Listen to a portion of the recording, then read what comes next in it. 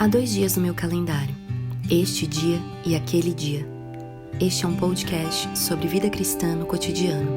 Acredito que este dia foi feito para ser vivido e moldado pela esperança daquele dia, quando veremos nosso Criador face a face. Nesta jornada, entre este e aquele, vamos compartilhar conversas, leituras, histórias e o que mais vier. Vamos juntos, um dia de cada vez.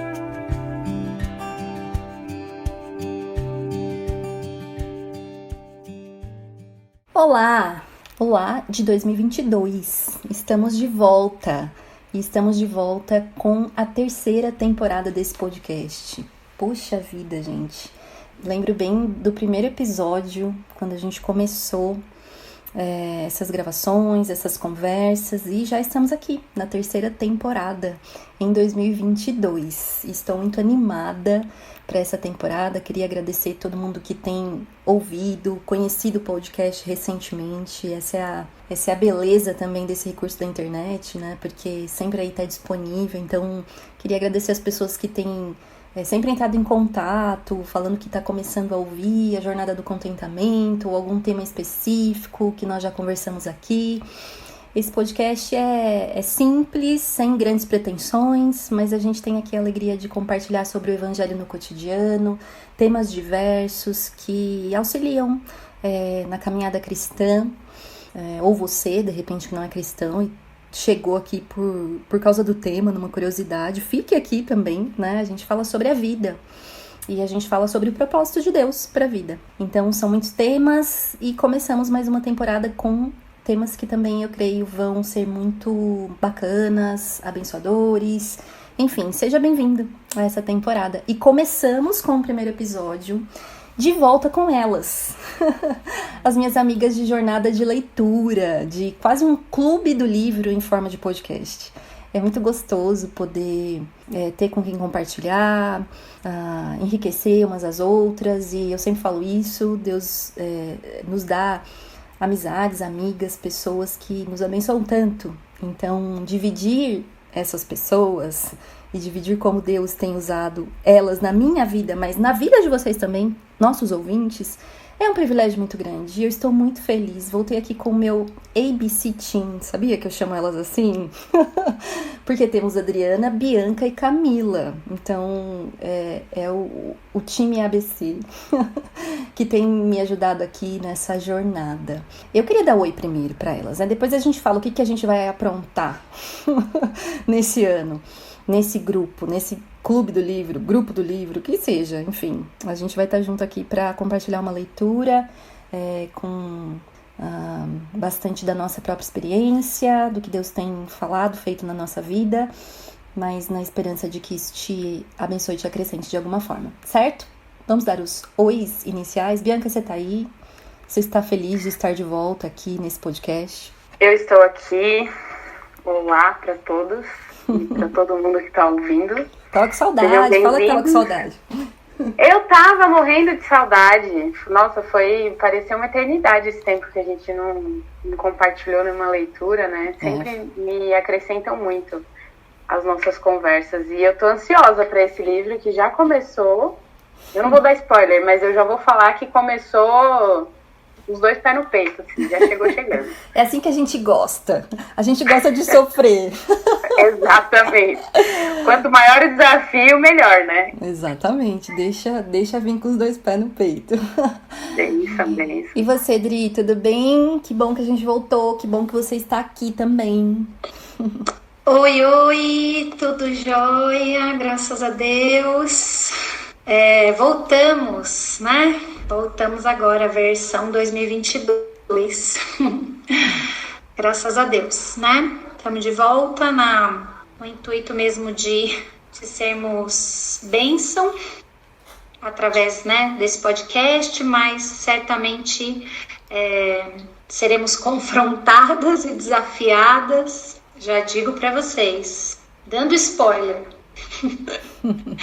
E atire a primeira pedra quem não tiver um coração com ídolos. É isso aí. Todos são bem-vindos. Todos são bem-vindos. Todos são bem-vindos. E por fim, Camila Muniz. Cá, tudo bem? Que bom tê-la aqui também, de volta. Muito bom. Como elas falaram, realmente algo que faz falta, esse tempo nosso, tempo de Sim. compartilhar, de aprender, de apanhar. E o meu desejo é esse também, que começar em mim, que eu realmente seja transformada, aprenda, né, mais e mais Amém. A amar somente a Deus e aprender com vocês nesse novo livro. Agora muito que a gente bom. começa. Muito bom. E fica aqui a minha gratidão pública, né? Sempre digo isso pra vocês, que topam aí tornar uma conversa entre amigas, né, pública. A gente não sabe onde esse áudio chega, então eu quero agradecer sempre pela coragem, não sem medo e temores, mas e a disposição que vocês têm, cada uma de vocês, viu? Por me abençoar primeiramente aqui e por poder dividir publicamente o que vocês falam e compartilham. E como já tivemos aí alguns spoilers, né? E obviamente que na capa desse episódio a gente já tem aí o tema que vai reger essa jornada, né? Mas mais uma vez nós escolhemos um livro pra gente basear na nossa conversa. E olha, era um livro que eu queria ler há muito tempo. E eu vinha com ele na minha lista já faz alguns anos que eu queria ler muito esse livro. E aí falei, não tem jeito, gente, vou ter que tirar esse livro da lista. Por que não chamar as minhas amigas para entrarmos numa jornada, num livro que eu queria ler faz tempo? E o nome dele é Ídolos do Coração, Aprendendo a Desejar Somente a Deus, da Elyse Fitzpatrick. Esse livro, ele foi publicado em 2017 pela Edições Vida Nova, numa edição revisada e atualizada. É importante falar isso aqui, eu vou deixar o link na descrição, porque a gente está usando essa versão atualizada e revisada, né? Porque esse livro ele foi publicado no Brasil pela primeira vez pela ABCB, a Associação de Conselheiros Cristãos, né, do Brasil. Foi em 2009 que esse livro foi publicado. E aí a Edições Vida Nova republicou ele, né, reimprimiu, depois só em 2017, então já tem alguns anos, né? A gente está usando essa versão a partir de 2017. Eu sei que já teve reimpressão em 2019, 2021, então é um livro bem procurado, é um livro bem indicado, por isso a gente também escolheu ele para essas conversas. E ele foi publicado a primeira vez em inglês pela autora lá em 2001, ou seja, já faz 21 anos, né, que a gente tem essa publicação. E aí essa atualização, ela publicou novamente em 2016. Então ela escreveu e publicou em 2001 e essa edição revisada em 2016, 15 anos depois, né? Por que eu tô falando isso? Porque certamente, né, esses 15 anos de diferença, a gente sabe que a Elyse Fitzpatrick é uma conselheira bíblica, uma teóloga assim, muito, eu gosto muito dela, ela é muito prática, muito sincera, e ela aprendeu muita coisa certamente sobre esse tema de idolatria do coração em 15 anos. E aí já logo na contracapa do livro, ela coloca uma nota inicial da segunda edição. E eu quero ler ela na íntegra, porque eu acho que quando a gente pega um livro para ler, eu acredito que assim, a introdução, o prefácio são muito importantes. É ali que você vai entender o que o autor quer fazer com aquela obra. Qual é o objetivo? Onde que ele quer chegar? O que ele quer proporcionar para quem tá lendo, né?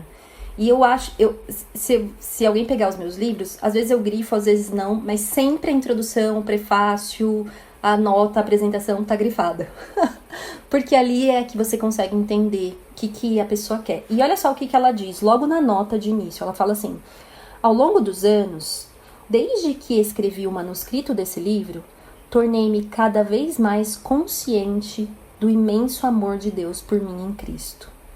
Vim a entender que por causa de sua compaixão e misericórdia, Ele me ama, quer eu esteja lutando contra os meus ídolos com diligência, quer eu esteja apenas tentando chegar ao fim do dia. Portanto, Embora eu ainda deseje desenvolver adoração sincera, ansiar somente por Deus e ajudar você a fazer o mesmo, minha perspectiva de como fazê-lo e do que isso significa mudou. O foco principal foi transferido de mim mesma para a obra de Jesus em meu favor no Evangelho. Essa mudança de foco também mudou o meu modo de falar sobre idolatria e de pensar a respeito de como, em última análise, nosso coração é transformado. Então eu acho muito legal, assim, a gente ter essa experiência de ter esse livro revisado por uma autora que diz: eu escrevi há 15 anos atrás e eu aprendi muito nesses 15 anos, né, provavelmente, para escrever essa segunda edição revisada. E ela diz que o foco dela mudou para a luta dela em si contra os ídolos, para o propósito de Deus através do Evangelho nas nossas vidas. Sim, com relação à idolatria, mas o foco dela é Jesus e a sua obra. Então, e o amor de Deus sobre a vida de pecadores como nós. Então, eu achei incrível. Esse é um dos motivos porque eu gosto da Elise Fitzpatrick, porque ela fala de graça como ninguém. Assim, é uma autora assim que não só escreve muitos livros, mas ela já fez muitas palestras. Se você colocar no YouTube, você vai ver muitas palestras dela em inglês, mas também em português. Ela teve na Conferência Fiel, eu não lembro exatamente de que ano, vou colocar na descrição também, Conferência Fiel para Mulheres, e ela trouxe junto com a filha dela mensagens sobre a identidade que nós temos em Cristo maravilhosas. Mas enfim, meninas, vocês conheciam já essa autora? Já tinham lido alguma coisa dela? Fala pra mim que vocês já leram dela, se vocês gostam. Se tem alguma peculiaridade sobre ela. Elas estão brigando aqui pra falar, gente. Espera um pouquinho. Já leu alguma coisa dela, Camila? Já. Eu já li Deus Forte, Pais Fracos. Pais Fracos, Deus Forte. Sim. É muito bom. É. Mas o importante é que leu, né? Então corta e fala de novo, vai. Não vou cortar nada. É Pais Fracos, Deus Forte. Não vou cortar nada, viu, gente? Ela tá mandando cortar, não vou cortar. Mas eu li. Eu vou até pegar o livro, você tira uma foto e põe que eu tenho o livro.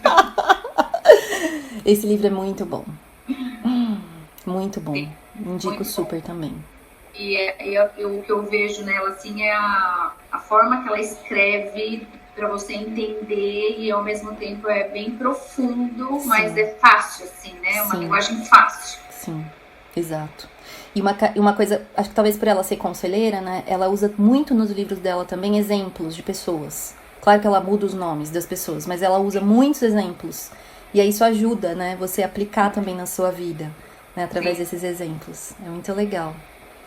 Mais alguém? Leu algum livro dela? Tem alguma palavra sobre ela? Aquele livro Amo Comer, Odeio Comer é dela também, né? Uhum. Também é um livro bem legal. Sim. Vale a pena. É isso mesmo que vocês falaram. Ela consegue ser profunda e traz exemplos, né? Bem do nosso cotidiano, né? Então aproxima bastante a leitura, né? Da gente. Então é bem bacana, eu gosto bastante também.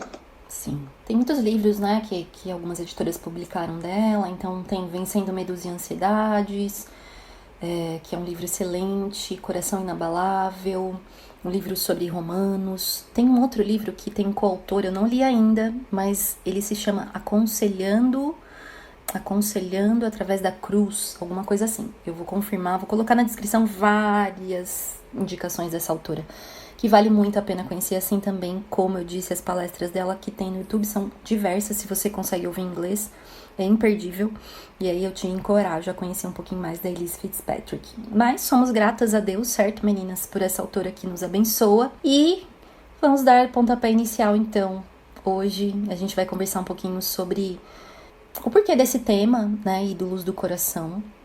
É claro que a gente vai aprofundando cada vez mais nessa jornada, mas vamos abranger aí o início do livro, o primeiro capítulo, que, como já foi falado aqui, já chega arrombando a porta do nosso coração. E isso é muito bom, né? Deus é bom por isso. Mas quando a gente fala assim sobre a palavra ídolos, o que vem à sua mente, né? Geralmente, quando a gente pensa em ídolos, né, provavelmente a primeira imagem que vem são de estátuas, né, esculturas, ou cultos antigos, né, deuses mencionados na Bíblia, né, a gente tem vários. principalmente no Antigo Testamento, né? Ou nos Evangelhos também, em Atos, né? Ali na cultura grega, enfim. Ou a gente imagina assim algo da cultura oriental, né? Aqueles deuses infinitos da Índia, que são milhares. Mas o título desse livro, Ídolos do Coração, já nos coloca numa perspectiva diferente. Numa perspectiva muito mais interna do que externa a nós. E é interessante porque, assim, eu vim de uma leitura devocional bem lenta, pausada, falha muitas vezes, mas do livro de Isaías. E até agora comecei recentemente Jeremias. E também, minhas amigas aqui sabem, né, na nossa igreja, o nosso pastor já vem há alguns meses pregando expositivamente no livro de Isaías. E tem sido maravilhoso. Mas é incrível, né, como esses profetas, eles relatam, assim, eu vou compartilhar um pouco do que Deus tem falado no meu coração mesmo. Nem é sobre um estudo profundo, teológico, histórico sobre esses livros, mas como Deus se revela, assim, em Isaías, por exemplo, assim, um Deus santo, um Deus justo, né, um Deus reto, poderoso, mas um Deus, assim, profundamente paciente com o seu povo. É constrangedora a paciência de Deus, a longanimidade de Deus para com o seu povo, assim. Por muitas vezes, meditando nesses textos de Isaías, e até mesmo ontem, né, a gente está aqui numa segunda-feira, mas ouvindo o nosso pastor pregou em Isaías 45, quando o Senhor diz, volte-se para mim e vocês serão salvos. Quantas vezes Deus denuncia através do profeta, né, a obstinação, a tolice de um povo que constrói ídolos com as próprias mãos e que adoram coisas que eles fizeram, assim, Deus vai denunciando a tolice, a loucura, a irracionalidade desse povo, né? Mas numa correção que ela é dura e amorosa ao mesmo tempo, que demonstra, assim, uma fidelidade, um compromisso de Deus em trazer esse povo de volta para Ele. E, assim, como o Senhor tem me confrontado nessa leitura dos profetas, né? Mas em determinado momento em Isaías, no capítulo 29, no verso 13, Deus diz assim, o Senhor diz, né, esse povo se aproxima de mim com a boca e me honra com os lábios, mas o seu coração está longe de mim. A adoração que me prestam só é feita de regras ensinadas por homens. E é interessante isso, né? Que apesar de ali estar sendo tratado até sobre ídolos feitos pelas mãos de homens, o que Deus está denunciando é o coração, né? O coração imerso numa religiosidade vazia, sem sentido, que cumpre regras, mas o coração em si está longe. Tanto que em outros momentos da escritura, né, próprio Davi, ele fala assim, lá no Salmo 51, versos 16 e 17, ele diz assim sobre Deus, não te deleitas em sacrifícios, nem te agradas em holocausto, senão eu os traria. Os sacrifícios que agradam a Deus são um espírito quebrantado, um coração quebrantado e contrito a Deus, não desprezarás. Então, o foco está no coração, né? E essa figura, assim, que representa o centro do nosso ser, né? Onde reside os nossos anseios mais profundos. Tanto é que Salomão fala em Provérbios, né? De tudo que se deve guardar, guarda o teu coração, porque dele procedem as fontes da vida. É onde reside ali o compromisso mais profundo que nós fazemos com o objeto do nosso amor, da nossa adoração, então. E aí a nossa vida é baseada, é vivida nesse compromisso que nós temos de adoração. Seja esse compromisso com Deus ou não. E ao longo dessa jornada, né, que nós estamos começando hoje, nós vamos conhecendo e aprofundando cada vez mais sobre essa dinâmica que acontece onde? No nosso coração. Entendendo, inclusive, que Deus nos fez assim, né? Nós somos seres fundamentalmente adoradores, feitos para adorá-lo. Mas como esse centro da nossa vida se desvia, se distorce tão facilmente, né? E a gente chama de coração, mas é a alma, né? É a mente, é o nosso coração. Tanto é que o principal e maior mandamento de Deus diz o quê? Jesus repete tantas vezes no Evangelho, né? Amarás o Senhor teu Deus de todo o coração, de toda a alma, de todo o entendimento. Este é o maior e primeiro mandamento: amarás o Senhor teu Deus de todo o seu coração. E aí a Elise Fitzpatrick, né, ela fala algo sobre esse verso, sobre esse mandamento maior: amarás o Senhor teu Deus. Ela diz assim: o que o Senhor está ordenando aqui? Ela responde: nada menos que amor e adoração não divididos, perfeitos e completos. É assim que paro e eu reflito sobre esse mandamento principal, eu sinto incômodo. Eu diria que é mais que incômodo, né, gente? Mas ela colocou aqui um incômodo. E ela diz assim: eu preciso me perguntar, primeiro, amo o Senhor com todo o meu ser, ou ainda há outros amores em meu coração que exigem minha atenção? Segundo, adoro outros deuses, ou Deus é sempre, em todas as circunstâncias, o governante supremo ao qual dedico inteiramente paixão e devoção? Gente, são perguntas necessárias. E aí, é dessa perspectiva que nós vamos encarar a idolatria aqui. Idolatria está ligada ao amor. E então precisamos compreender rapidamente o quê? Todos nós, não falamos? Todos são bem-vindos. Tá todo mundo no mesmo saco. Estamos sujeitos a idolatrias no nosso coração. Ou seja, adoração, amores diferentes daquele para o qual nós somos feitos, né? Somente Deus. Mas outras coisas têm tomado o lugar dele no nosso coração.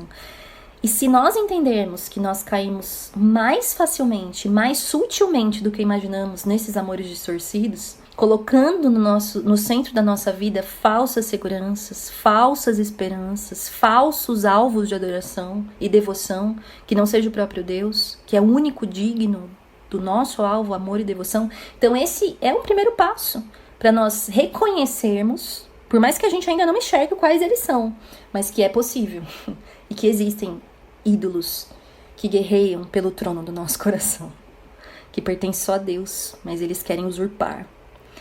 E se pensarmos de forma bem prática, gente, a luta contra os nossos pecados mesmo, contra os hábitos nocivos, desenfreados da nossa vida, nossa ira, nossa irritação, nossa manipulação para ter o que nós queremos, esses enganos do nosso coração mesmo que nos afastam para longe de Deus e de seus propósitos para nós, essa luta é sobre a luta de transformação, de limpeza de Deus em nós, né? Ou seja, como nós chamamos isso? Mais basicamente, santificação.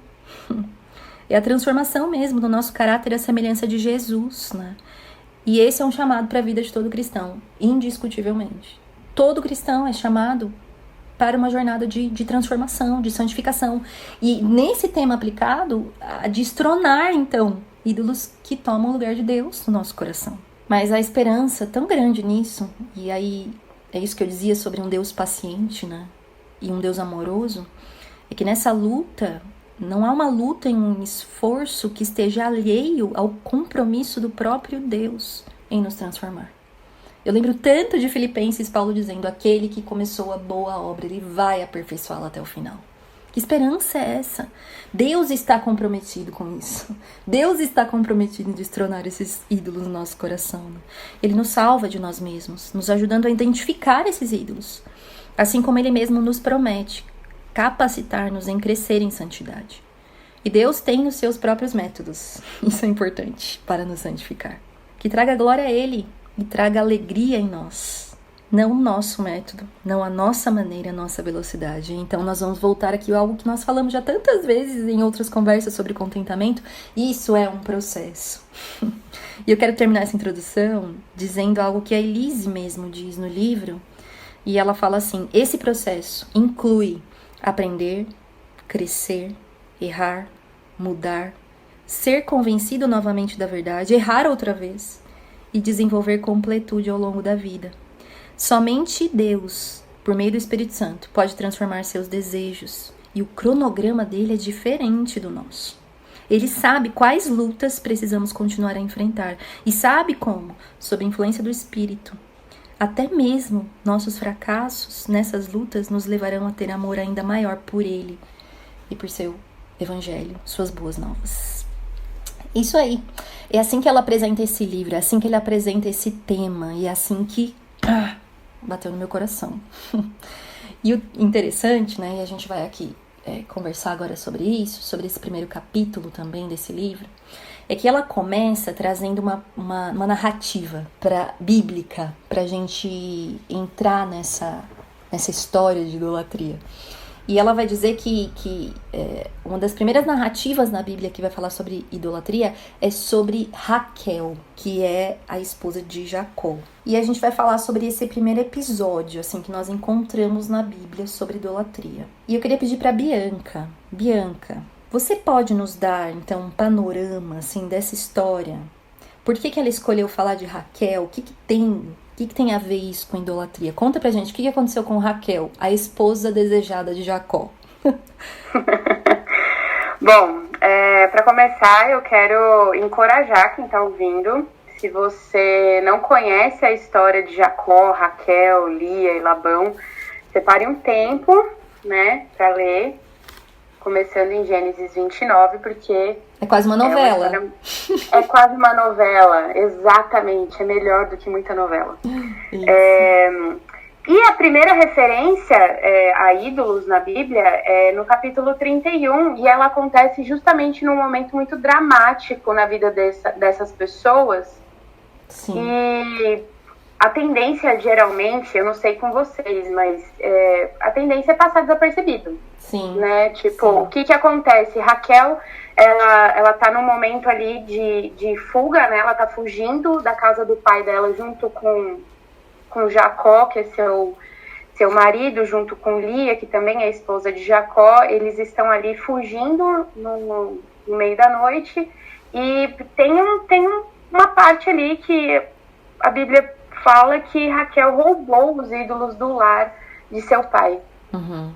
Né? E assim, dentro do contexto, dentro de toda a história, é muito fácil a gente passar desapercebido, mas o fato de Raquel ter roubado os ídolos do pai dela geram muitas coisas, muitos outros entraves nessa Sim. história, né? Ela coloca a vida, né, da família toda em risco. Uhum. Ela mente pro marido, aí depois ela mente pro pai, e assim, se a gente parar pra pensar, nossa, mas por que ela fez isso, né? Sim. Não faz muito sentido se a gente olhar só pra vida de Raquel, mas a gente pode responder essas perguntas se a gente avaliar um pouquinho melhor quem que é Raquel. Uhum. Raquel, ela é descrita na Bíblia como uma mulher bonita de porte e de rosto. Uhum. Na nossa linguagem, ela era maravilhosa, top, né? A e musa. assim, o interessante é que ela também, quando Jacó encontra com ela tá no poço, né, levando as ovelhas de seu pai para beber água e tal. E é interessante que um poço que estava tampado com uma pedra, ele precisava da união de forças de muitos homens, mas Jacó, ele ficou tão assim deslumbrado com a beleza dela, que ele mesmo foi lá sozinho, com vários empurrões, e tirou a pedra. Assim, Jacó, se a gente for ler um pouquinho antes, ele era um cara pacato, ele era um cara do lar, ele preferia ficar em casa com a mãe, né? Ele não era... Exatamente, ele não era esse homem assim robusto que ia e caçava tal, não, ele era do lar, ele gostava de cozinhar ali, vida simples e tal. Mas não, quando ele vê Raquel, nossa, ele faz questão de mostrar toda a sua força, e ele se emociona e ele chora porque ele encontrou a mulher da vida dele e ele estava disposto a trabalhar. Olha o que uma mulher faz, né, gente? A mulher, né, se a gente parar pra pensar, o cara tava disposto a trabalhar 7 anos pra poder casar com ela. Aí rola todo aquele drama, né? Labão foi mais esperto, enganou ele, colocou Lia. A Bíblia fala que Lia tinha os olhos meigos, né? Há quem diga que ela tinha algum desvio, né? Que ela era estrábica, mas não tem como ter certeza. Mas foca ali no olho da Lia. Era a única coisa que chamava atenção. Tá. Bom, seguindo em frente, Jacó fica bravo, né? Como assim? Você me enganou, tal. E aí Labão contorna a situação, fala, não, eu vou te dar minha segunda filha também em troca de mais 7 anos. Ou seja, ele trabalhou 14 anos pro sogro para poder casar com essa mulher que era incrivelmente linda. Então, assim, se Raquel, ela era tão linda, né, e ela dava de 10-0 na irmã, que só tinha os olhos, assim, que chamavam a atenção, certamente a vida de Raquel era um pouquinho mais fácil, né? Ela conseguia as coisas, ela conseguia a afeição e a atenção das pessoas por causa da sua beleza. Então, ela aprendeu que ela poderia confiar na sua beleza.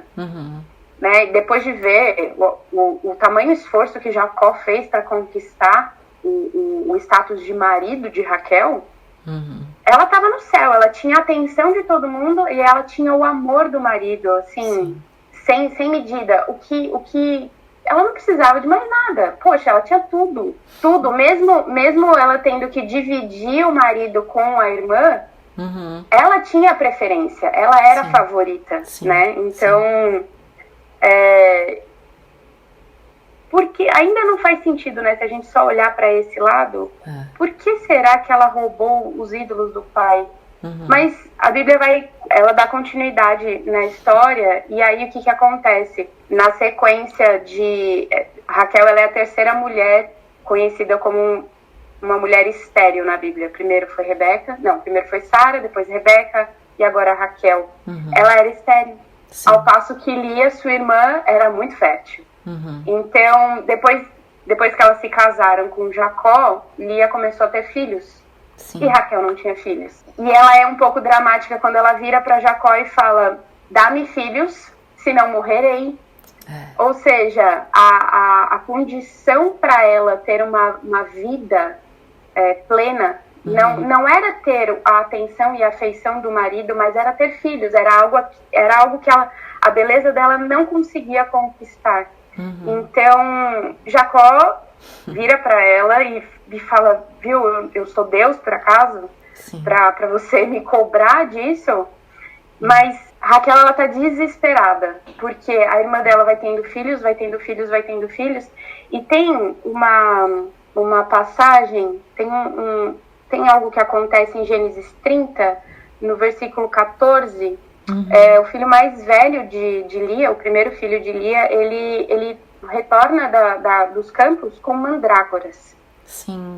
E aí, em Gênesis 30, no versículo 14, conta que Rúben, que era o primeiro filho de Lia, ele volta dos campos com mandrágoras. E eu fui pesquisar, eu fui dar uma lida nos comentários, e as mandrágoras, elas eram conhecidas pela capacidade mágica, entre aspas, estava no comentário, de produzir fertilidade. Então, assim, Raquel, ela estava disposta a pagar qualquer preço, e lá conta, né, que ela troca uma noite com Jacó pelas mandrágoras do filho de Lia, tal, e aí ela está disposta a fazer qualquer coisa. Então, antes mesmo dela roubar os ídolos do pai, a gente já percebe esse desespero por conseguir ter aquilo que ela tanto desejava.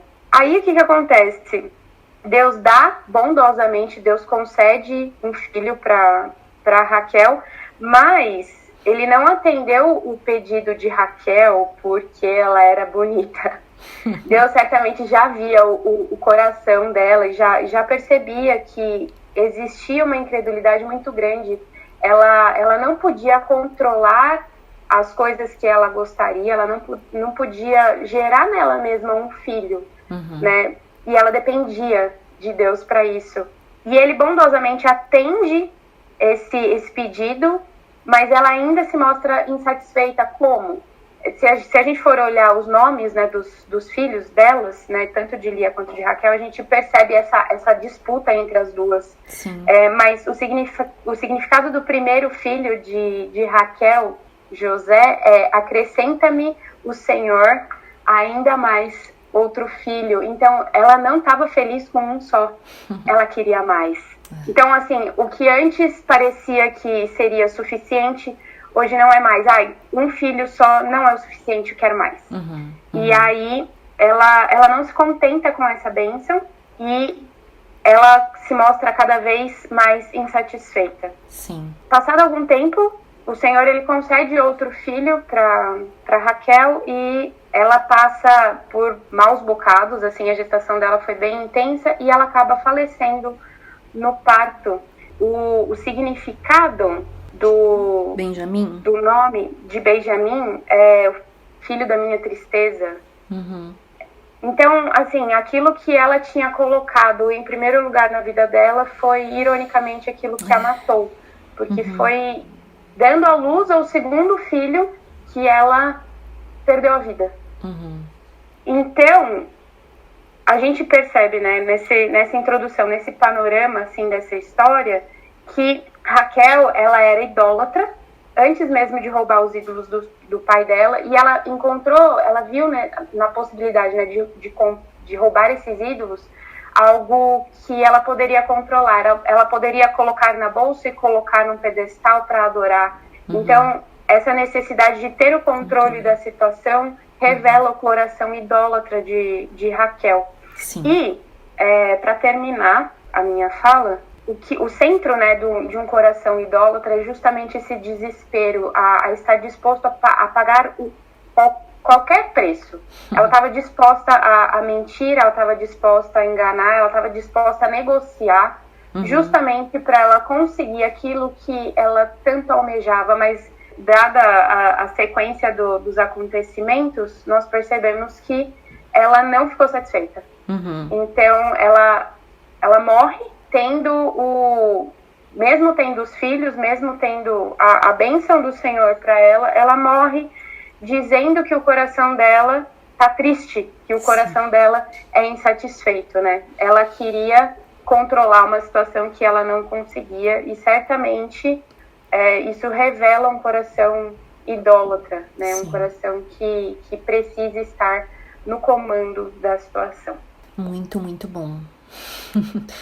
É interessante, né, como a história de Raquel, essa narrativa acaba sendo muito impactante para nós, né? Eu acho que particularmente ainda as mulheres talvez consigam se aproximar até, né, desse impacto, né, desse desejo de controle, né? Primeiro ela achando que na beleza, no amor do marido, depois esse desejo de status por ter os filhos e como ela vai se enganando vez após vez nesse desejo de controle, negando a bondade de Deus, negando a capacidade de Deus que só ele tem de satisfazer o coração dela, enfim, a gente vai caminhando nisso. Mas muito obrigada, Bianca, por esse panorama dessa novela. Amo Gênesis, amo. Mas enfim, né, gente, assim, então a gente já começa aí com essa narrativa de Raquel, que a Bianca já colocou pra gente aí esse panorama tão bem colocado, né? Mas e aí, né, como que a gente pode relacionar a história de Raquel com a nossa? Ou seja, como nós podemos, né, através dessa dinâmica que Deus nos apresenta nesse relato, né, começar a identificar a idolatria no nosso próprio coração? Como que a gente pode fazer essa relação da história de Raquel com a nossa? Dri, fala pra gente. Pois é, a Bianca seguiu meu raciocínio, então agora vai ser fácil. É interessante, né, ver que na verdade essa história toda, né, que começa lá com o roubo da primogenitura, né, de Jacó entre Jacó e Esaú, né, já revela muita idolatria, né? Muita idolatria. E aí a ênfase que a Bi deu também em relação a como ele quis demonstrar a força, né? E aparecer para poder conquistar Raquel. E aí, de repente, quando ele já teve aquilo que ele queria, né? Que era a primogenitura, então agora aquilo já não era mais suficiente. Agora a idolatria se virou para Raquel. E é impressionante mesmo como João Calvino fala, como o nosso coração é uma fábrica de ídolos. E como somos insaciáveis. E como ele falou no início, isso porque Deus nos criou assim. Deus nos criou com esse anseio, com esse desejo de sermos satisfeitas. E por mais que a gente busque essa satisfação em em qualquer lugar que seja, nada vai poder nos satisfazer se não for Ele mesmo. Sim. E a gente vê isso claramente nessa história de Raquel, né? A começar nela colocar toda a confiança dela na sua beleza, né? Então ela colocou a sua identidade, a sua segurança, né, nesse atributo, né, que Deus deu para ela. Sim. Eu creio que seja um dom, né? E eu acho até que Deus nos deu vários dons. E é interessante porque o dom vira um ídolo, né? É impressionante, né? Como no fundo a gente consegue transformar até algo bom que o Senhor nos deu como um ídolo. Sim. Então, eu fui pensando aqui em como poder relacionar essa história com a nossa história de hoje, que é tão real isso, né, nas nossas vidas. Onde que a gente tem depositado, né, a nossa confiança? Até naqueles dons que Deus nos deu, como o nosso coração é enganoso e usa disso para que a gente se sinta segura, né? Sim. E aí estava a segurança de Raquel, na sua beleza. E de repente, quando ela vê Jacó e vê, né, ele sem medir esforços, como a Bianca mesmo falou, em relação ao trabalho, para conquistar Raquel, então isso só, na verdade, confere mais poder para ela, né? Sim. Com esse falso Deus, esse ídolo do coração dela, que no momento era a beleza, e aquilo trazia para ela uma segurança, conferiu ainda mais a ela poder, né? Nossa, como eu sou boa mesmo. Isso porque era algo que nem vinha dela. Porque a beleza quem dá é o Senhor. Assim como os dons que Deus nos deu, eles não são nossos, né? Eles são do Senhor.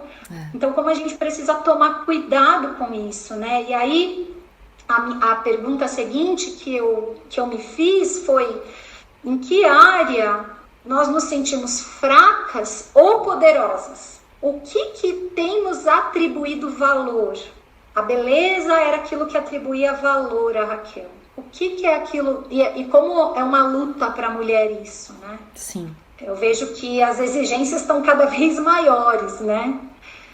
A gente até estudou aí o livro da Feminilidade com a Camilinha, e aí depois a Lívia deixa aí na descrição, que trata muito sobre isso, né? Sobre a feminilidade da mulher e o propósito do Senhor para sermos mulheres, né? O que ele pretendia e como o mundo distorce o nosso coração, teima em nos atribuir valor no lugar errado, né? Em conferir a nossa identidade, o sentido da nossa vida em outra coisa. Sim. E a beleza é algo que pega muito a mulher.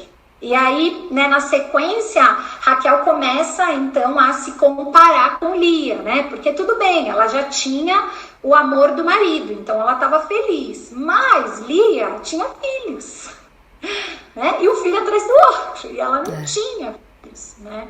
Sim. E aí, de repente, a comparação começou a fazer com que ela fosse sendo humilhada, né? Fosse se sentindo inferior. Tem até uma frase que fala, né? A comparação é a raiz da inferioridade. E é um fato, porque a gente começa a olhar para a grama do vizinho, que é mais verde do que a nossa, né? E aí a gente começa a esquecer tudo aquilo que o Senhor já nos deu. Ou pode ser para superioridade também, né? A gente se achar melhor. Também. Sem dúvida, que era a questão da beleza, né? Mas aí, como a beleza não satisfez, então logo o coração já buscou um outro caminho para tentar se sentir superior, né? Que é isso que a gente busca no final das contas, né? Sempre se sentir superior. Então, aí vai a outra pergunta, né? Para tentar nos fazer direcionar e compreender aquilo que tem ocupado o lugar do Senhor no nosso coração, né? O que se faz, o que se compara, né? O que faz a gente se comparar e gera um sentimento de inferioridade no nosso coração. O que quando de repente a gente está em algum lugar, você fala, puxa, mas isso daí, eu não tenho isso daí, olha, bem que eu podia ser assim, hein? Esse dom aí eu não tenho, Senhor. Por que o Senhor deu para ele e não deu para mim? E aí a gente se compara e a gente deixa de entender a diversidade do reino de Deus, né? Inclusive, a gente deixa de desfrutar da bênção do dom do outro, né? Sim. E começa a murmurar, por que eu não tenho aquilo que o outro tem, né? Que era o que Raquel começou a fazer com Lia. E inclusive a humilhá-la por causa disso. E aí esse desejo descontrolado de Raquel, né, por ter filhos, que na verdade começa com um desejo ok, lícito, bom, e aí que de repente vira um desejo que gera uma ira a ponto de acusar o próprio marido de não dar filho, né? Sim. Eu lembrei, né, não tem como não lembrar daquela passagem de Tiago, que fala sobre as paixões, né? Que Sim. guerreiam no nosso coração, que é o que gera conflito, que são esses desejos descontrolados, né? Esses amores, que nem a Lívia falou, desorientados, né? Esse coração dividido, que em vez de colocar a satisfação, a alegria, no único que pode nos preencher, né? No único que pode nos deixar completas, sim, a gente coloca em algo que a gente não tem. Então, a minha próxima pergunta, né? O que não podemos ou conseguimos viver sem, a ponto de preferir a morte? O que a gente não consegue viver sem, que fala, puxa, eu preferia morrer se isso acontecesse, ou se isso não acontecesse? E como a gente tem isso, né? E como a gente tem... Eu mesmo já compartilhei com várias mulheres, né? E desejos assim, que a gente se apoia na Bíblia, inclusive, né? Seja o desejo de ter filhos mesmo, seja a conversão dos nossos filhos, ou a conversão de um esposo. Enfim, aí coloca aí na sua lista, né, o que te faria morrer por aquilo, né? sim. E como a gente é insensato, né? Porque a nossa vida não é nossa, né? Nossa vida é do Senhor. Como assim? Se eu não tiver aquilo, eu vou morrer?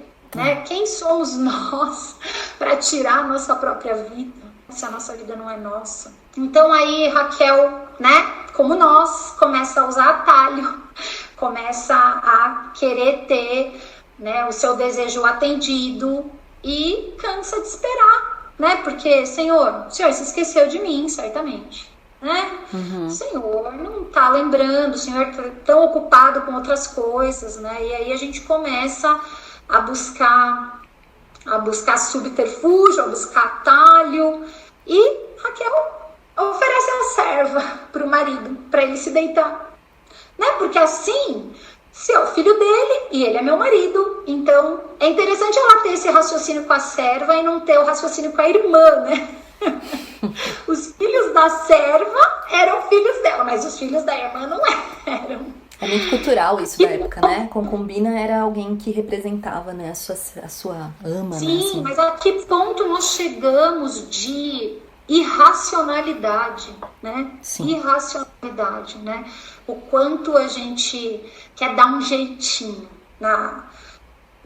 no tempo do Senhor, né? A Lívia começou falando sobre o quanto Deus é longânimo, né? Nossa, ele tem que ser muito longânimo mesmo, porque como é difícil, né? Lidar com a nossa impaciência, com a nossa ingratidão, e enfim, e aí o Senhor ainda assim, o Senhor ouve o clamor de Raquel e lhe confere o filho. E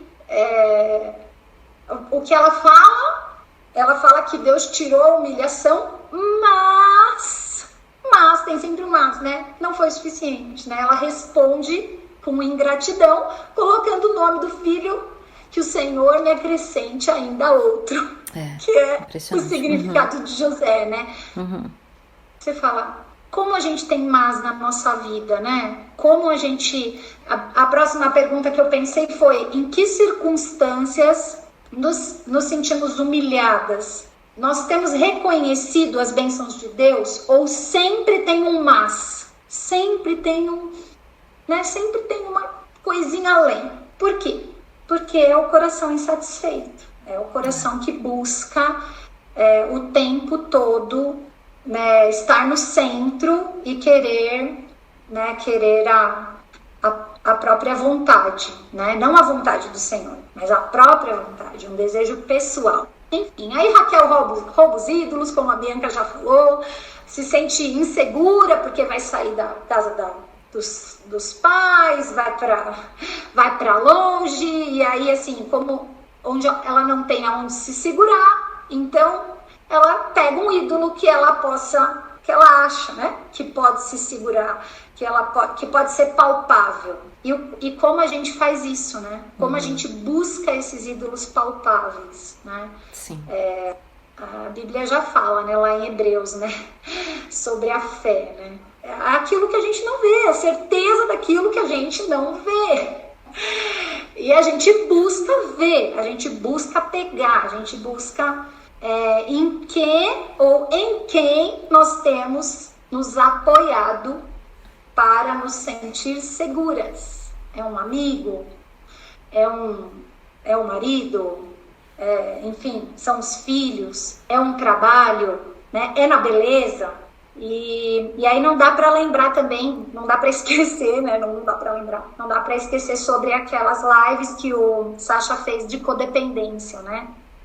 Que foram uma bênção, e aí assim, como isso se torna um ídolo facilmente no nosso coração.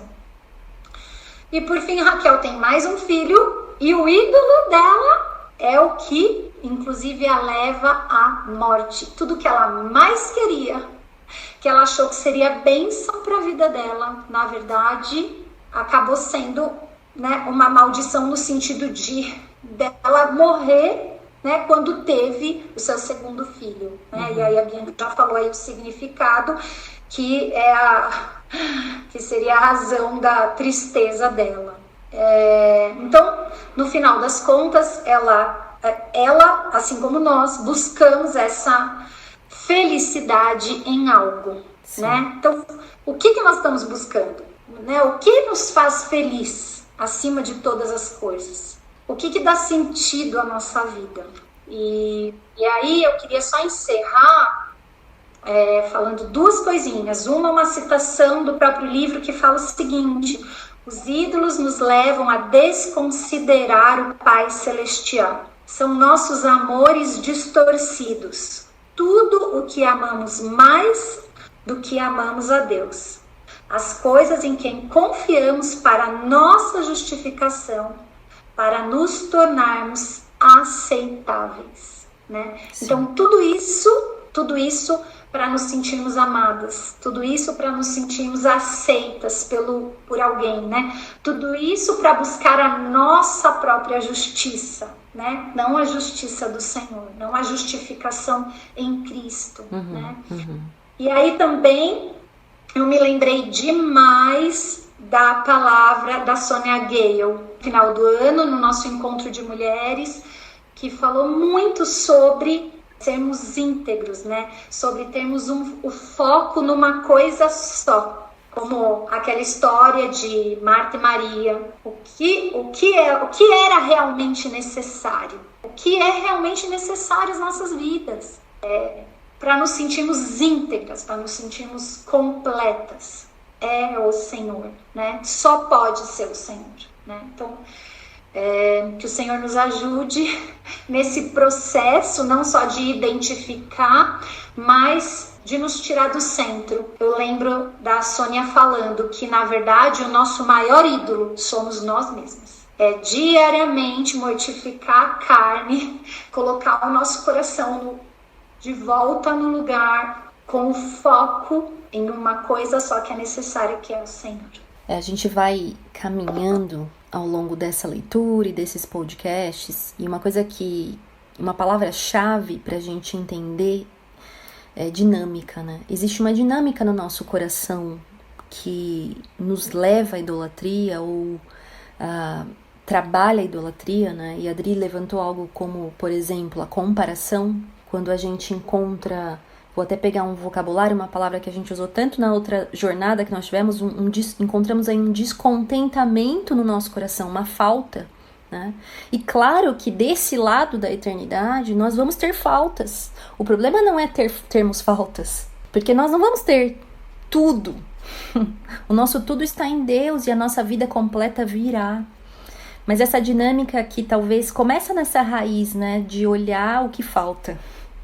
E então achar que o nosso valor, a nossa aceitação, a nossa aprovação não é completa porque eu não tenho aquilo que eu vejo na vida do outro, enfim, eu desejo tanto. E aí essa dinâmica faz com que o nosso coração dê passos cada vez mais em direção a essa idolatria, né? Então, como é importante a gente identificar a raiz e a dinâmica que nos leva até os ídolos, né? E a perseguir, então, muitas vezes, a Adri usou a palavra insensatez, né? Isso gera mesmo, né? Uma falta de julgamento. A gente faz tudo o que é possível para ter o que nós queremos. Fala, Bi. Aquilo que a Adri falou, né, no começo, no meio da fala dela, do desejo lícito, né? Tipo, Raquel desejava ter um filho. É um desejo lícito, mas qual que é o limite disso, né? Um desejo que se torna uma exigência. Uhum. Então, assim, eu exijo ter filhos, né, no papel de Raquel, né, na pele de Raquel. Eu exijo ter um filho. Então, muitas vezes a gente não chega no ponto, né, nesse drama todo, assim, tipo, que nem ela falou pra Jacó, dá-me filho, senão morrerei. Talvez a gente não pense dessa forma. Talvez a gente não chegue a pensar em morte, mas talvez a gente pense que a nossa vida não vai valer a pena se a gente não tiver aquilo. Sabe? Não vou ser completa. Ou então, eu exijo que isso aconteça, eu exijo que minha vida atinja esse patamar. Porque senão não vale a pena. Então, senão, pra que eu tô vivendo? Né? Qual que é o propósito disso? E a medida de todas as coisas deixa de ser o Senhor. Sim. Mas passa a ser, né? Se a gente tá se comparando com outra pessoa, passa a ser outra pessoa. Então, no final das contas, quem determina o quão feliz eu sou, quão satisfeito eu sou, quão completo eu sou, é o outro. E não o Senhor, é outra pessoa que é tão falha quanto eu. Então, eu paro de olhar para o Senhor e para as coisas que Ele me dá, gerem ingratidão no meu coração e tudo mais, porque eu exijo ter aquilo que, na minha perspectiva, é o que vai me fazer feliz, é o que vai me completar. Então, eu avalio a situação, eu vejo o que está me faltando, então eu mesma determino, isso daqui está me faltando, então se eu tiver isso daqui vai ser o suficiente. Então, eu exijo que isso aconteça, né? E esse é o exemplo prático do que é ser uma fábrica de deuses, né? Porque a gente quer esse controle, então a gente cria o nosso próprio estereótipo padrão de Deus, com D minúsculo. Ai, coração, Jesus amado. E assim, né, ao mesmo tempo, a história de Raquel, assim, né, nos impacta e a gente fala, nossa, tá claro, mas eu volto no que eu disse lá no início, né, é mais sutil e mais enganoso do que a gente pensa. E que muitas vezes a gente não consegue enxergar. E um dos motivos é porque, assim, como você disse agora, né, Bianca, e até mesmo a Adri citou, nós podemos desejar coisas boas, coisas que nos são lícitas, bênçãos de Deus sobre as nossas vidas. Nós precisamos desejar, né? A gente tem que desejar coisas boas. E isso não é pecado por si só, né? Agora, como, então, é possível, né? Como que a gente pode transformar algo que é uma bênção, que é lícito, que é algo que é desejável, em um ídolo no nosso coração? Como que isso acontece? Como que a gente é capaz de fazer isso? Camila, me diz, por favor. Essa é fácil. É facinho, né, Cá? Te deixei com a fácil. É super fácil. Sim, teoria. Exato. Tiro 10. Exato. Mas é interessante, assim, porque como eu fiquei por último agora, vai tendo tudo que cada uma foi falando, né? E dentro daquilo que eu também li e pensei aqui, diante de tudo isso, que como as bênçãos se transformam em maldição mesmo, né? Sim. Quando são colocadas de forma incorreta mesmo ali, né? O lícito se torna um pecado mesmo quando ele está no lugar errado. Sim. E muito vai acho que da nossa motivação, né? Do porquê daquilo, que tem me levado aquilo a desejar, né? E, claro, vai voltar no coração, né? Que eu tenho colocado em primeiro lugar, né? Não está errado, como a gente viu, cuidar do corpo, não está errado você buscar um emprego, você fazer os planos, você ter mais filhos, Sim. né? Em nenhum momento isso é errado ou pecado, mas é a questão de que a motivação se torna, né, um erro, porque ela se torna o primeiro lugar na minha vida. Isso. E a gente sabe que o primeiro não pode ser nada, né, a não ser Deus. É Ele que tem que ser. Mas é muito difícil, porque por ser algo lícito, eu me baseio nisso e isso se torna algo que... Mas por que não? Mas isso tá ok, mas eu quero ter. Deus fala que posso ter, que eu posso ser, que eu tenho que fazer planos. Sim.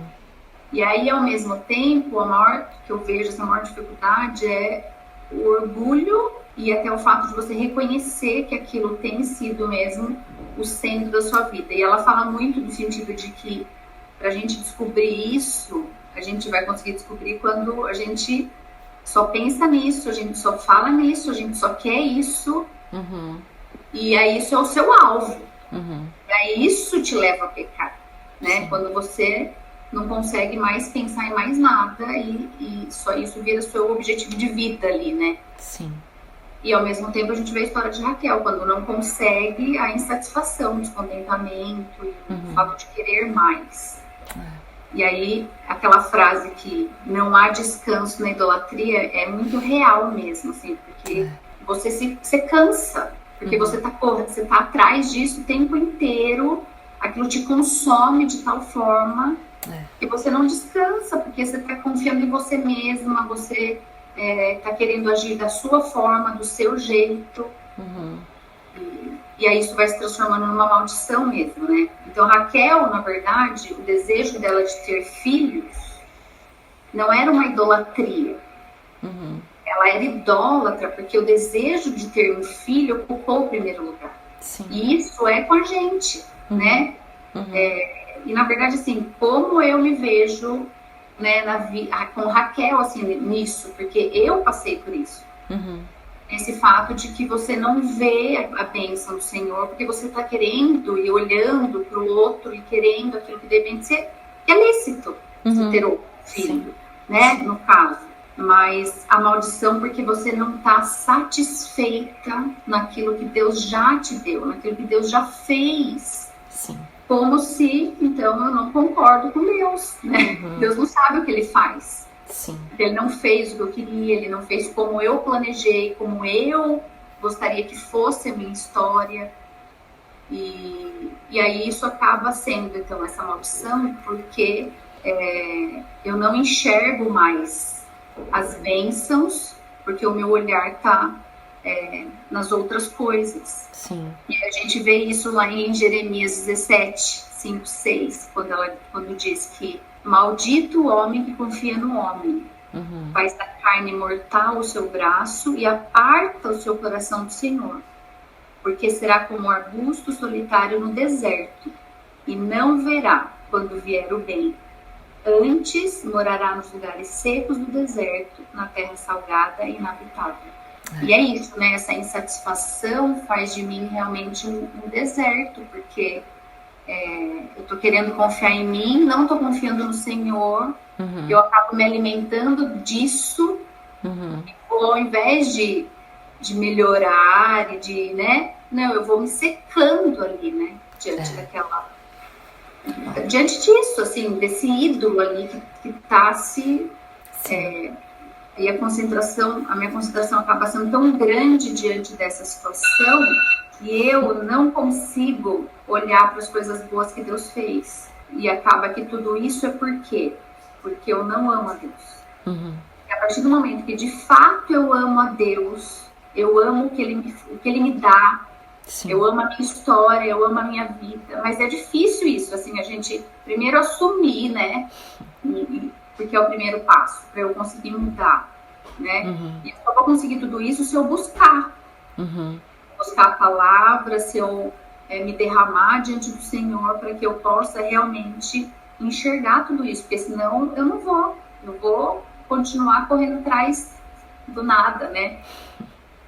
Do nada no sentido de que isso não vai mudar a minha vida, a minha história ali diante do Senhor. E a gente viu que é o que aconteceu com ela, né? No sentido dela morrer mesmo. Então eu acho que a gente acaba mesmo, assim, transformando algo bom em um ídolo dessa forma, assim, quando a gente não confia em Deus. A nossa satisfação vai estar nas coisas que não são dele, e eu acabo adorando mais isso do que o Senhor. Então é um se derramar mesmo, é um se voltar a Ele. E quando a gente faz isso, Ele fala. Ele nos ajuda a enxergar em primeiro passo, a reconhecer e aí se voltar. E é como você falou no começo, que ela fala, né? É um errar de novo e se volta, e daqui a pouco a gente está de novo, mas a gente está ali, né? Nesse processo que... E Deus é paciente. E Deus é paciente. Amém. Você começou falando, né, Kai? E é isso, né? Nós temos a capacidade infeliz, né, de transformar uma bênção em maldição. Uma bênção em maldição. Porém, o nosso Deus é o único capaz de transformar maldição em bênção. E essa é a esperança, né? A gente conversou hoje, deu esse primeiro passo e assim, de repente abriu a porta do nosso coração para olhar o que ele é capaz de fazer.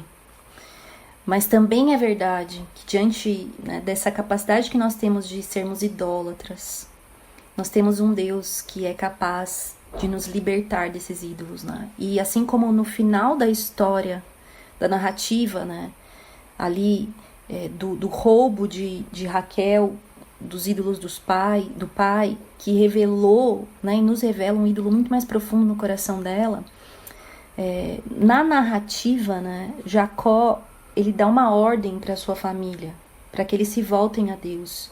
E ele diz assim: lançai fora os deuses estrangeiros que há no meio de vós. E entregaram a Jacó todos os deuses estrangeiros que possuíam. E Jacó os escondeu, os enterrou debaixo do carvalho que está junto a Siquém.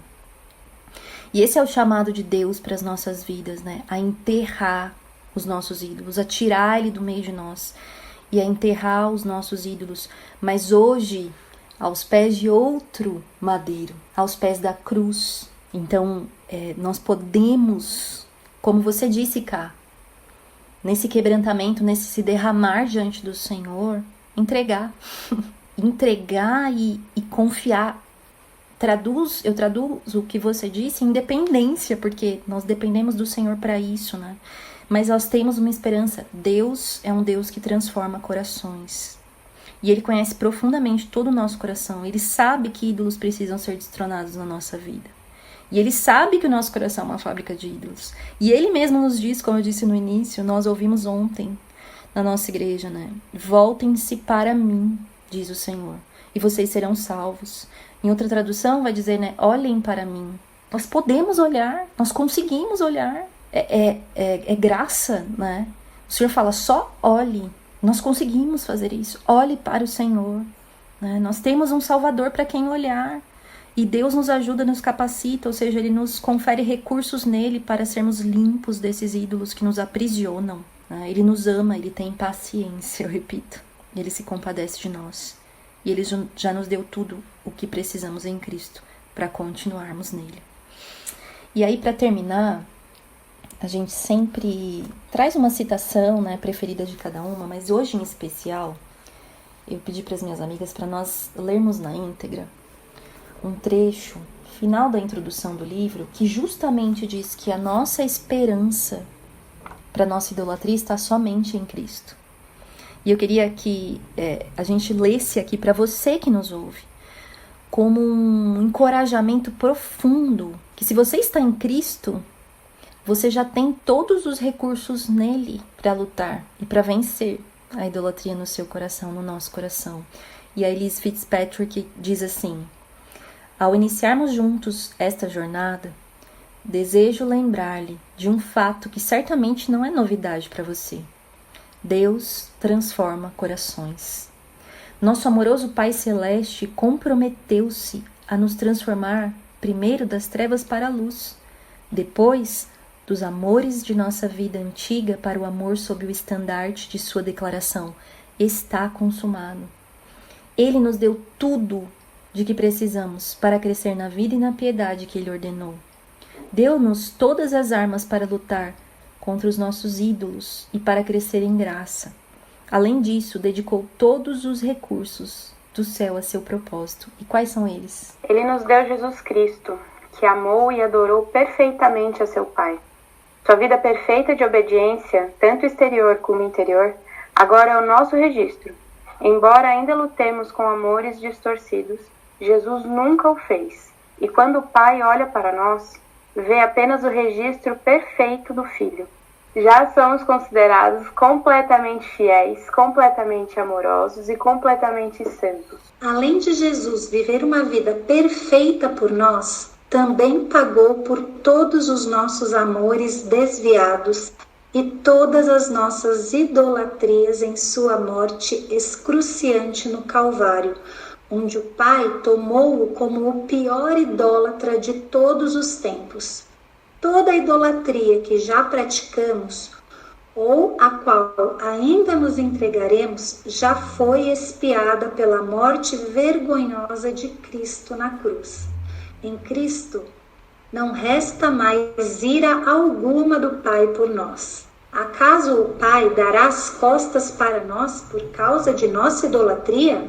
Não, jamais, pois Ele já abandonou o seu Filho em nosso lugar. Como Ele cumpriu inteiramente a lei, agora estamos livres da escravidão do pecado. Não somos mais rebeldes que reagem aos decretos da lei como escravos. Agora, consideramos a lei um guia para nos ajudar a entender como devemos amar, e não uma forma de obter a aprovação de Deus ou evitar o castigo. A lei nos mostra como ser agradecidos pelo fato de que ela não tem mais poder para nos condenar, pois Jesus a cumpriu de modo pleno. Também podemos nos alegrar porque sabemos que Jesus Cristo, nosso advogado, ora e intercede por nós, embora sejamos fortemente tentados e provados. Graças à sua oração, podemos ter a certeza de que a nossa fé jamais falhará. Podemos descansar nele confiantemente. Ele nos concedeu seu Espírito Santo, que habita em nós e nos conduz à verdade. A obra do Espírito Santo consiste em nos lembrar de todas as dádivas que recebemos em Cristo. Ele derrama sua graça sobre nós e nos garante que somos seus filhos amados, embora lutemos com frequência. É essa graça que nos capacita a desejar sua vontade e a responder ao seu amor em amor. Ele proveu para nós sua palavra da verdade, que ilumina nosso coração para toda a sabedoria necessária a fim de mudarmos de forma que o agrade. Ele faz isso em razão do objetivo supremo de nos transformar, e tudo isso para a sua glória. Muito bom. Então, eu quis aí que a gente lesse na íntegra para você que está nos ouvindo, até como incentivo para a leitura, mas se você precisar, volta agora na gravação e ouve cada um desses recursos. Pausa, pensa sobre eles. É neles que a gente vai caminhar. Pode abrir o microfone todo mundo. A gente chegou aqui ao final da nossa gravação. Foi muito bom, né, gente? Foi. Muito bom. Muito bom. E vocês gostariam de falar alguma coisa final, algo algum encorajamento aí para quem nos ouve nesse início de caminhada aí sobre a idolatria do nosso coração? Mesmo com os 2 pés no peito? Olha, é um processo, né? Sim. Quem acompanhou a outra temporada sabe como eu amo essa palavra. Aprendeu a amar a força. A força mesmo. Mas é um processo que é possível por causa de Cristo. Amém. E assim, é muito impressionante pensar que Jesus, ele conhece o nosso coração idólatra e ele está disposto a nos ajudar a destronar ídolo por ídolo para que o nosso coração traga a glória a Deus somente, né? Então isso é mais do que é mais do que encorajador, né? Saber que Jesus é quem vai nos guiar nesse processo. Muito bom. Eu pensei aqui numa coisa também que a gente falou tanto na outra jornada do contentamento, né? Além de ser um processo, ele é um exercício, né? Sim. É interessante, eu me lembrei muito daquele livro das disciplinas espirituais, né? Que trata a adoração, do Richard Foster, que trata a adoração como uma disciplina. Sim, né? sim. Então, como a gente precisa perseguir, né? Essa disciplina de adorar somente o Senhor, né? E de buscar a palavra dele, como a Ká falou, para nos alimentar, né? E para mudar esse raciocínio, né? Esse raciocínio de um coração enganoso e idólatra por algo que não seja o Senhor. É isso mesmo, muito bom, porque é sempre essa ideia, né? Que a gente precisa reforçar e relembrar. Não é um processo passivo. É um processo ativo, né? E é uma disciplina, exatamente, excelente, Dri. Fala, Ká, você quer falar também alguma coisa? Para as pessoas que nos ouvem, para animá-las, encorajá-las. Na verdade, eu acho que é viver Mateus 22, 36 a 38. Que é amar o Senhor de todo o coração, de toda a alma e de todo entendimento. Sim. Não é fácil. Sim, né? Esse é o exercício da nossa vida, né? Coloca alguma coisa para amar mais, alguma coisa que ocupa, né? Que distrai ali o nosso... Mas esse voltar para isso e esse exercício, né? Exercitar essa adoração de realmente é o Senhor no centro, né? Não tem mistério, assim, não tem segredo. Ao mesmo tempo é tão simples, né? Não é fácil, mas é simples. Mas é fácil, simples, mas difícil. Mas é difícil, porque o nosso coração é enganoso. São os paradoxos da vida cristã. Isso, Mas é bom, muito bom quando a gente caminha nesse sentido, assim, de centralizar o Senhor e buscá-lo e exercitar tudo isso que a gente tem buscado, reconhecendo os ídolos e todo esse trabalho, assim, quando a gente vai enxergando e vai vivendo e vai vendo o que o Senhor faz, né? É libertador. Dói, mas é bom. É libertador. Né? É a gente experimentar a verdadeira liberdade. Né? Se nós somos adoradores e feitos para sermos servos do Senhor certo nos confere verdadeira liberdade. Por isso que sermos servos dos deuses errados, equivocados, deuses falsos, né? São fardos pesados, Jeremias vai dizer. São fardos muito pesados. Então que o Senhor nos liberte cada vez mais. Amém. Muito bom, meninas. Gratidão e nos vemos em breve para o nosso segundo capítulo aí dessa caminhada. Eu quero te convidar a entrar nela conosco, né? Então vai ser muito bom estarmos juntos. E essa é a terceira temporada desse podcast. Vão ter outros episódios também variando, mas esse aqui é esse grupo, é esse time.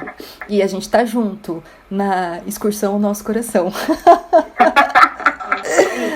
Eu vou orar para terminar e a gente se vê no próximo episódio.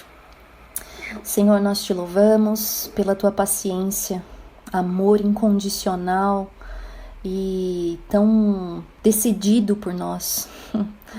Quando o nosso coração é revelado, Deus, nós até nos questionamos como pode o Senhor nos amar.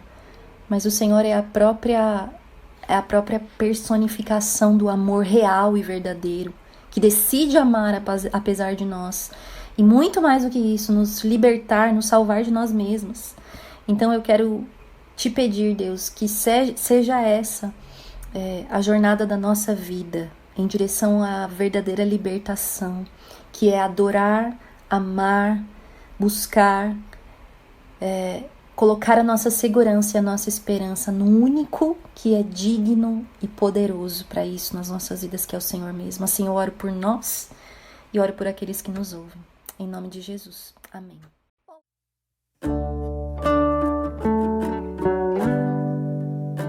Este foi mais um episódio do podcast Este Dia e Aquele Dia.